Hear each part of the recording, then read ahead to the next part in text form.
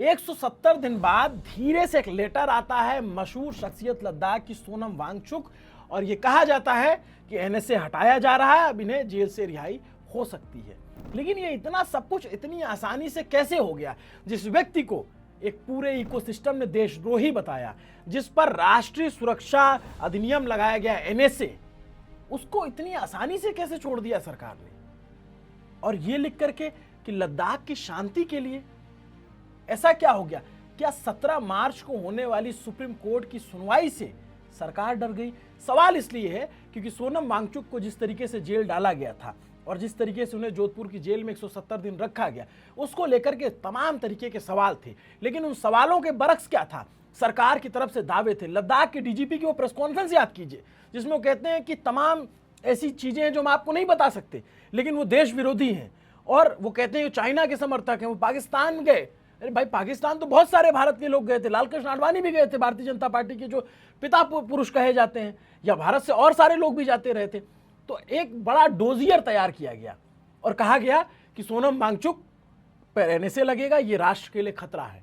और अब जो धारा रद्द कर दी गई, तो सवाल है कि सरकार ने जो फैसला सुनाया है उसमें लिखा क्या? कहा कि लद्दाख में शांति का माहौल बना रह सके और लद्दाख में जो प्रदर्शन रहे वो बंद हो गए हैं, तो अब उससे जो बुरा असर पड़ा था उसको दूर करने के लिए हम इन्हें रिहा कर रहे हैं, मोटा मोटी एक कागज में लिख के रख दिया।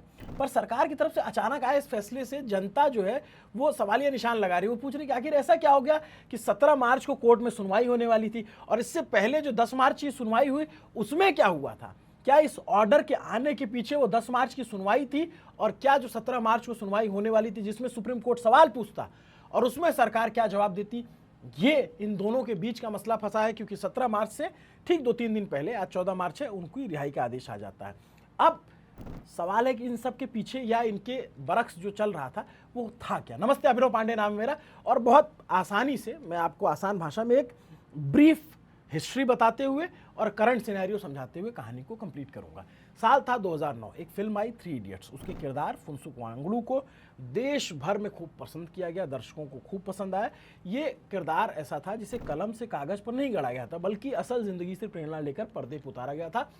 दरअसल ये किरदार प्रेरित था लद्दाख के मशहूर एनवायरमेंटलिस्ट सोनम वांगचुक से, जिन्हें बाद में प्रतिष्ठित 2018 में रेमन मैग्सेसे पुरस्कार भी मिला, और तमाम जगहों पे उन्हें बहुत सारे पुरस्कार मिले। देश के एक सम्मानित व्यक्ति में उनकी गिनती होती थी। लेकिन बीते दिनों उन पर एक देशद्रोही का थप्पा लगाया गया, और अब कोई उनसे माफी नहीं मांगेगा। एक दाग लगा दिया गया, और अब वो छूट के आ जाएंगे। जो उनको चाहने वाले हैं वो चाहते रहेंगे, लेकिन जो एक हेट्रेड जनरेट की गई, जो उनकी पत्नी के बारे में अनाप शनाप कमेंट किए गए, उन पर कौन कार्रवाई करेगा? उन पर कोई बात करेगा? 170 दिन गंभीर आरोपों के चलते वो जोधपुर की सेंट्रल जेल में बंद रहे। 170 दिन किसी भी व्यक्ति की जिंदगी का आप अगर काल कोठरी में बिता दोगे तो उसके मानसिक स्थिति पर क्या असर पड़ेगा? अब आपके मन में सवाल कौन रहा होगा कि इतने लोगों को प्रेरणा देने वाले व्यक्ति जेल में कैसे पहुंचा? मोटा मोटी सब जानते हैं, मैं फ्लैशबैक में ले चलता हूं। अगस्त 2019, जब केंद्र सरकार ने आर्टिकल 370 हटाया, तब लद्दाख को जम्मू कश्मीर से अलग करके एक यूनियन टेरिटरी बना दिया गया। शुरुआत में कुछ समय तक लद्दाख के लोग बहुत खुश हुए, क्योंकि दशकों से उनकी पुरानी मांग थी कि उनको अलग से यूटी का दर्जा मिले। मगर ये खुशी ज़्यादा दिन नहीं टिकी। कुछ समय बाद वहाँ के लोगों को डर लगने लगा कि बाहर से लोग आकर उनकी ज़मीन खरीदेंगे, पर्यावरण को नुकसान पहुँचाएंगे, और उनके पास अपनी कोई विधानसभा भी नहीं है। इसी के चलते लद्दाख में पूर्ण राज्य का दर्जा देने के लिए मांग उठने लगी, और वो मांग ना पूरी हो तो 6ठी अनुसूची के तहत उन्हें संवैधानिक सुरक्षा जैसी मांग उठने लगी। 6th शेड्यूल, ये बात आपने इस शब्द को बार बार सुना होगा, मैं आगे थोड़ा सा इसके बारे में बताऊंगा। इसको लेकर के ले अपेक्स बॉडी और करगिल डेमोक्रेटिक अलायंस जैसे प्रमुख संगठन सोनम वांगचुक के साथ थे, और उन्होंने ये मुद्दा उठाया। इसी मांग के चलते बीते दिनों भी प्रदर्शन हुए। फिर लास्ट प्रदर्शन 10 सितंबर 2025 को हुआ था। उसमें कुछ समर्थक लेह के शहीद पार्क में अपनी अनिश्चितकालीन भूख हड़ताल पर बैठते हैं। 23 सितंबर 2025 को भूख हड़ताल पर बैठे 2 बुजुर्ग आंदोलनकारी शेरिंग अंगचुक 72 साल और ताशी डोलमा 60 साल की तबीयत अचानक खराब हो जाती है, उन्हें अस्पताल में भर्ती कराया जाता है। इस घटना के बाद आंदोलन में और ज़्यादा तेजी आ जाती है। 24 सितंबर को ले एपेक्स बॉडी LAB जिसको कहते हैं, अगले दिन लद्दाख बंद का आह्वान करती है। देखते देखते प्रदर्शन हिंसक हो जाता है। प्रदर्शनकारियों ने सुरक्षा बलों के वाहन फूके, बीजेपी के दफ्तरों में आग लगाई गई। हिंसा पर काबू करने के लिए पुलिस ने कार्रवाई की, आंसू गैस के गोले छोड़े, लाठीचार्ज किया, फायरिंग भी की। रिपोर्ट के मुताबिक इस हिंसा में 4 लोगों को जान गंवानी पड़ी और 50 से ज़्यादा लोग घायल हुए। फिर 26 सितंबर 2025 को सोनम वांगचुक को हिंसा के मामले में, हिंसा भड़काने के मामले में पब्लिक ऑर्डर के खिलाफ खतरा मानते हुए लेह प्रशासन, जिला प्रशासन ने उन्हें एनएसए लगा दिया, नेशनल सिक्योरिटी एक्ट, और उन्हें हिरासत में ले लिया गया। उनके डिटेंशन के बाद लद्दाख में विरोध और बढ़ गया। मामले की गंभीरता को देखते हुए सरकार ने उन्हें अक्टूबर 2025 में लेह से जोधपुर जेल शिफ्ट कर दिया। तब से वो जोधपुर की जेल में ही थे। अब एनएसए के खिलाफ, उनके खिलाफ जो सुप्रीम कोर्ट में याचिका दायर की गई, याचिका को स्वीकार करने में समय लगा तकरीबन 6 महीने का। सोनम वांगचुक पर जो गंभीर आरोप थे उसको लेकर के तरह तरीके के तर्क दिए गए और उनके डिटेंशन को सही बताया गया। सॉलिसिटर जनरल तुषार मेहता, जो सरकार के बड़े वकील होते हैं, 2 फरवरी 2026 को केंद्र सरकार की तरफ से अदालत में अपना पक्ष रखते हुए कहते हैं, सोनम वांगचुक ने लद्दाख के युवाओं जेनजी को भड़का रहे थे ताकि वो नेपाल, बांग्लादेश और श्रीलंका जैसी हिंसा हो सके, या उसका उदाहरण दे रहे थे। वांगचुक ने अपने भाषणों में अरब स्प्रिंग्स का भी उदाहरण दिया था, जहां सरकार को उखाड़ फेंका गया था और वहां पे खूनी क्रांतियां हुई थी। उन्होंने कहा कि वांगचुक पर आरोप है कि वो सरकार, सेना को वो और लद्दाखियों को हम कह करके संबोधित करते हैं। वो और हम, ये 2 शब्द थे जो उनकी अलगाववादी सोच बताती है, और जबकि लद्दाख में वो और हम नहीं, हम सब भारतीय हैं। ये तर्क तुषार मेहता की तरफ से दिया गया था। तो कोर्ट ने कहा था, कोर्ट में जो जस्टिस थे उन्होंने कहा कि आप कुछ ज़्यादा ही एज्यूम कर रहे हैं। जो पिछली सुनवाई हुई उसमें कोर्ट ने, उनकी तरफ से टिप्पणी आई और बार बार कोर्ट की तरफ से सवाल पूछा गया। तुषार मेहता ने आरोप लगाया कि वो महात्मा गांधी की बातें करते हैं, लेकिन ये सिर्फ एक दिखावा है। मेहता ने दलील दी कि गांधी जी ने कभी देश के लोगों के खिलाफ नहीं भड़काया। वांगचुक महात्मा गांधी का नाम लेकर युवाओं को गुमराह कर रहे हैं। इसके अलावा उन्होंने सोनम वांगचुक पर कई और गंभीर आरोप लगाए। इन दलीलों के आधार पर सरकार ने कोर्ट में कहा कि एनएसए जो लगा है वो लगा रहना जरूरी है ताकि लद्दाख में शांति बनी रहे। ये सुनवाई 10 मार्च को होती है, बीते दिनों, और तब भी कोर्ट उससे पूछता है और सरकार के लोग, जो सरकार के वकील हैं, वो इसे सही ठहराते हैं। आखिर ऐसा 4 दिन में क्या हो गया कि सरकार पलट गई और जो बातें उनके वकील अदालत में कह रहे थे उससे ठीक उलट एनएसए हटा दिया। एनएसए हटाने का मतलब ये मान लिया गया ना कि भाई उन्होंने उस तरीके के जो आरोप लगाए थे वो उन पे आरोप नहीं है। क्या है इसका क्या मतलब निकाला जाए? अब इस मामले के 2 महत्वपूर्ण बिंदु हैं, एनएसए और दूसरा 6 शेड्यूल जिसकी मैंने बात की, जो संवैधानिक सुरक्षा जिनका जिक्र पूरे वीडियो में बार बार हुआ।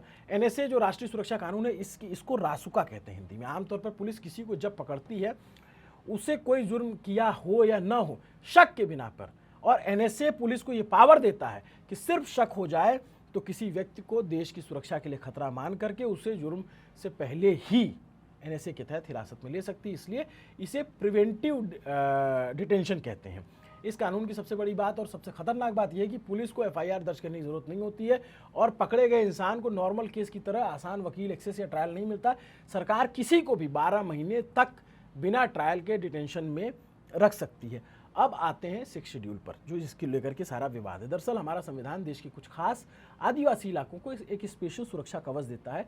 इसी कवच का नाम है 6 शेड्यूल। ब्रीफ में कहता हूं मैं, अगर किसी राज्य में ये मिल जाता है तो वहाँ के लोगों को 3 बड़े अधिकार मिल जाते हैं। पहला, वहाँ की ज़मीन पर वहाँ के लोग ही खरीद पाएंगे, बाहर का कोई आकर इसे नहीं खरीद पाएगा। दूसरा, सरकारी नौकरियों में वहाँ के स्थानीय लोगों का हक होगा। और तीसरा, वहाँ के लोग अपने जड़, जंगल, जमीन, खेती, रीति रिवाजों के लिए अपना कानून बना सकेंगे। दिल्ली से उन पर कोई नियम नहीं थोपा जा सकता है। सिर्फ राष्ट्रीय सुरक्षा के मसले देखे जा सकते हैं। यानी लद्दाख के लोग चाहते थे कि भाई विकास हो लेकिन संस्कृति और पहाड़ सुरक्षित रहे। ये सुरक्षा उन्हें 6ठी अनुसूची दे सकती थी, लेकिन इसको लेकर के तमाम और भी विवाद हैं, क्योंकि फिर पुलिस सरकार को लगता है कि पंडोरा बॉक्स खुल जाएगा, बाकी जगहों के लोग भी मांगने लग जाएंगे। फिलहाल 4 राज्यों में असम, त्रिपुरा, मेघालय, मिजोरम के कुछ इलाके हैं जहाँ पर यह सिस्टम लागू है। अब आते हैं कि वो जेल तो चले गए, फिर उन्हें छुड़ाने का जो प्रयास शुरू हुआ। उनकी पत्नी डॉक्टर गीतांजलि अंगमो वो सुप्रीम कोर्ट में बंदी प्रत्यक्षीकरण यानी हैबियस कॉर्पस याचिका दायर करती हैं। इसी के ऊपर कोर्ट में कई बार सुनवाई हुई। एक बार तो इसी की सुनवाई के दौरान 4 फरवरी 2026 को सुप्रीम कोर्ट के जस्टिस अरविंद कुमार ने और जस्टिस पीवी वराले की बेंच ने केंद्र सरकार से पूछा कि क्या जलवायु कार्यकर्ता सोनम वांगचुक की स्वास्थ्य स्थिति को देखते हुए सरकार उनके डिटेंशन पर दोबारा विचार कर सकती है। इस मामले पर हेबियस कॉर्पस की बात हुई। तो ये भी जान लीजिए कि हेबियस कॉर्पस क्या है। हेबियस कॉर्पस लैटिन भाषा का एक शब्द है जिसे हिंदी में बंदी प्रत्यक्षीकरण कहते हैं। ये भारत के संविधान में दी गई सबसे प्रसिद्ध रिट में से एक है। अगर पुलिस या सरकार किसी व्यक्ति को बिना किसी ठोस कानूनी कारण के जेल में डाल के बंद करके या नज़रबंद रखती है तो ये कानून उस व्यक्ति का ढाल बन जाता है। यानी जब किसी को लगता है कि उसे या उसके किसी करीबी को गैर कानूनी तरीके से हिरासत में रखा गया तो सर्वोच्च न्यायालय में उसे पेश करने के लिए हैबियस कॉर्पस लगाया जा सकता है। फिर कोर्ट पुलिस सरकार को से एक सवाल पूछती है कि आपने इस व्यक्ति को किस कानून में पकड़ा है, उसे हमारे सामने पेश करो और वजह बताओ। अब कोर्ट को लगता है कि गिरफ्तारी के कारण कानून सही नहीं है, तो कोर्ट उसे रिहा करने का, उसे आज़ाद करने का आदेश देता है। इसी मामले में बीते कुछ दिनों से, कुछ महीनों से सुनवाई चल रही थी। 10 मार्च को इस मामले में सुप्रीम कोर्ट में कहा गया था कि 17 मार्च का उनका वीडियो और फोटो देखेंगे, जिनके आधार पर सरकार ने एनएसए लगाया। दरअसल जो इनके वकील हैं कपिल सिब्बल, उन्होंने कहा, मैं कोर्ट में जो प्रोसीडिंग चली उसका कुछ अंश बता देता हूं। उसमें उनकी तरफ से कहा गया कि भाई सिर्फ थंबनेल देख करके और एक वीडियो, बड़े वीडियो का एक छोटा टुकड़ा देख करके उन पर ऐसे एनएसए लगा दिया गया, जबकि पूरे वीडियो का मतलब अलग है। आप जानते हैं आजकल तो किसी भी बात का बतंगड़ बनाया जा सकता है, छोटी बात काट लो, इधर का उधर लगा दो। ये आजकल जितने भी सो कॉल्ड आईटी सेल्स हैं सारी पार्टियों के, वो यही करते हैं अपने अपने विरोधियों के खिलाफ। और इसकी शुरुआत कब से कहाँ से हुई, सब आप जानते ही हैं। तो इस मामले में भी जब कोर्ट से कहा गया कि भाई इन्होंने सिर्फ जो है इनकी थंबनेल देख करके एनएसए लगाया गया है, तो फिर कोर्ट ने क्या कहा कि अगली सुनवाई में पूरा वीडियो, पूरा साक्ष्य देखेंगे। आज 14 तारीख है, 17 को अभी 2-3 दिन बचा था, मगर जिस दिन सरकार ने अचानक सोनम वांगचुक की डिटेंशन हटा ली, तो आम जनता के गले में नहीं उतर रहा है कि भाई जो व्यक्ति इतना बड़ा देशद्रोही था सरकार की नज़र में, जो व्यक्ति राष्ट्रीय सुरक्षा के लिए खतरा था, जिसको चाइनीज़ एजेंट बताया गया, जिसको पाकिस्तान का एजेंट बताया गया, उसको अचानक से एनएसए उसकी हटा दी। तो सरकार इस पर बैकफुट पे है। और वो जो देशद्रोही की एक्टिविटी में शामिल होने का आरोप था, उसका क्या हुआ? उसको तो अलग से, भाई इस हिसाब से तो फैसला देखने सुनने में अलग सा ही लगता है ना। अब इस मामले में आप क्या सोच रहे हैं वो बताइएगा, लेकिन मैं आपको बता दूं कि एक जो कोर्ट ने टिप्पणी की थी, वो टिप्पणी आप जानते रहिए, ताकि आपको पता चल सके कि भाई जो जस्टिस अरविंद कुमार और जस्टिस पीवी वराले की बेंच है, उन्होंने कहा था कि वो चिंतित हैं, हमें पूरा वाक्य लेना होगा, इसे पढ़ना होगा, इसे जानना होगा। कुछ लोग गांधीवादी शांतिपूर्ण तरीके से के छोड़ रहे हैं, ये चिंताजनक है। ध्यान अहिंसक तरीके से हटने पर है, ये चिंताजनक है। लेकिन जब इसके एएसजी नटराज कहते हैं कि सोनम वांगचुक ने अपने भाषण में हाइब्रिड एक्सप्रेशन का इस्तेमाल किया, इस पर कोर्ट ने कहा कि बहुत ज़्यादा मतलब निकाला जा रहा है। और जब इनके पक्ष के वकील कहते हैं कि भाई सिर्फ और सिर्फ ये देख करके कि थंबनेल में क्या है और वो छोटा सा क्लिप देख करके एनएसए लगा दिया गया, तो कोर्ट ने कहा था कि हम पूरा वीडियो देखेंगे। 17 तारीख को सुनवाई होने वाली थी, पूरा वीडियो कोर्ट देखता और सुप्रीम कोर्ट सवाल पूछता। तो सवाल यहीं से उपजता है कि क्या सुप्रीम कोर्ट में होने वाली या आने वाले टाइम पे फजीयत हो सकती थी? उससे बचने के लिए सरकार ने यहाँ पे प्रिवेंटिव मेजर लिए।